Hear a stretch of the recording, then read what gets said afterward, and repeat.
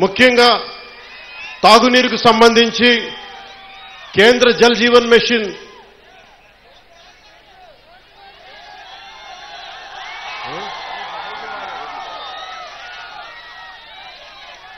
నేను పదవి తీసుకొని నెల రోజులు కూడా కాల. రోడ్లు కదా అన్ని చేద్దాం, ఏది నా దృష్టిలో లేకుండా లేదు. ఒక ఆడబిడ్డ, ఒక తల్లి వచ్చి, అన్న నా బిడ్డ 9 నెలల నుంచి కనిపించట్లేదు,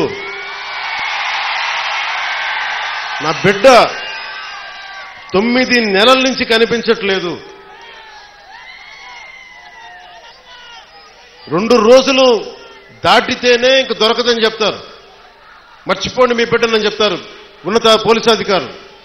అలాంటిది 9 నెలలు అయిపోతే దొరుకుద్దా లేదా అనేది నా గుండె ఇలా కొట్టుకుంది. ఆ తల్లి ఏడుపు గుండె వేదన పెట్టేసింది. వెంటనే దీనికి మన చైర్మన్ కేకే గారిని అడిగాను, మీరు వెళ్ళి వెంటనే తీసుకెళ్లి విజయవాడ మాచవరం సిఐ గారి దగ్గరికి వెళ్ళి మాట్లాడండి అంటే కమిషనర్ గారితో మాట్లాడాను.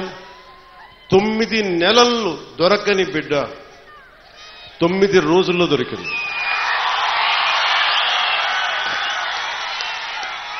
నేను ఈ 9 రోజులు నవరాత్రులాగా అయిపోయినాయి నాకు. ఆ బిడ్డ దొరుకుద్దా లేదా తల్లిని ఒకటే వేడుకున్నా.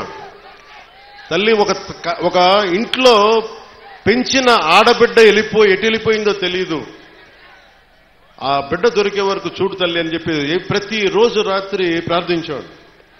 నా ప్రార్థనలు ఆంధ్రప్రదేశ్ పోలీస్ శాఖ సమర్థత, ధైర్య సాహసాలు, వారి అపార నైపుణ్యం కేరళలో చూశారు, బెంగళూరులో చూశారు. ఎక్కడ భీమవరం, ఎక్కడ విజయవాడ, ఎక్కడ జమ్మూ అండ్ కాశ్మీర్. ఆ బిడ్డ జమ్మూ అండ్ కాశ్మీర్లో దొరికింది.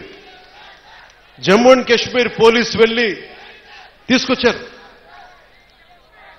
ఇదే 30,000 మంది ఆడబిడ్డలు అదృశ్యం అయిపోతే ఒక్కరు మాట్లాడలే గత ప్రభుత్వం.